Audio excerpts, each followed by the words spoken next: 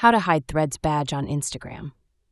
Hey guys, in today's video, I'm going to show you how to hide your Threads badge from your Instagram profile. So make sure to watch this video till the end and let's get started. Open the Instagram app.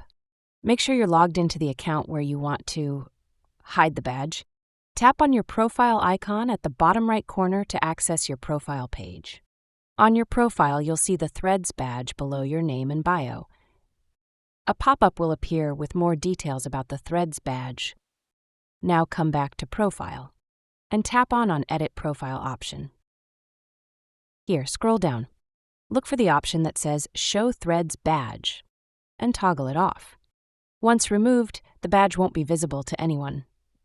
If you don't see the change immediately, close and reopen the Instagram app. That's all for the video.